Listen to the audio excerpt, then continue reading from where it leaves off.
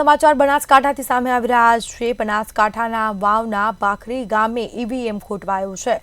સમાચાર પ્રાપ્ત થયા છે વાવના ભાખરી ગામ ખાતે ઈવીએમ ખોટવાયું છે। વાવના ભાખરી મતદાન મથક 1નું ઈવીએમ ખોટવાયું। વહેલી સવારથી જ ઈવીએમ ખોટવાતા મતદારોને હાલાકી વેઠવાનો વારો આવ્યો છે। તો ઈવીએમ ખોટવાતા મતદારો રાહ જોઈને બેઠા છે। मतदान करवा माटे लोको पहोंच्या परंतु क्यांक ने क्यांक ईवीएम खोटवायुं छे। वावना भाखरी मतदान मथकनुं 1नुं ईवीएम छे ते खोटवायुं अने वहेली सवारथी ज ईवीएम खोटवाता मतदारोने हालाकी पड़ी छे। तो बनासकांठा वावना भाखरी गामे ईवीएम खोटवायुं, जेना कारणे मतदारो अटवाया छे।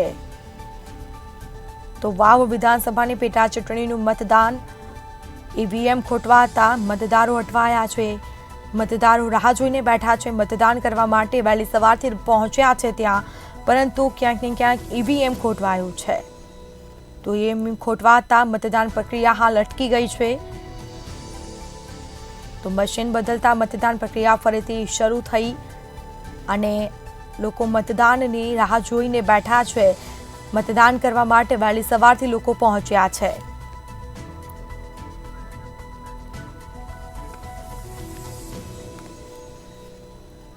तो વધુ વિગતો સાથે સંવાદદાતા પ્રકાશ ત્રિવેદી ફોનલાઈન પર જોડાઈ ચૂક્યા છે। જી, બનાસકાંઠાના વાવના ભાખરી ગામે ઈવીએમ ખોટવાયું છે, મતદારો મુશ્કેલીમાં મુકાયા, શું વિગત? સ્મિતા, ચોક્કસથી જો વાત કરવામાં આવે વહેલી સવારથી વાવમાં જે મતદાન પ્રક્રિયા ચાલે છે એમાં મોટી સંખ્યામાં ક્યાંક ને ક્યાંક લોકો મતદાન કરવા માટે ઉમટી પડ્યા છે। જો પરિસ્થિતિની વાત કરવામાં આવે તો વાવના જે ભાખરી ગામે છે ઈવીએમ ખોટવાની વિગતો સામે આવી છે।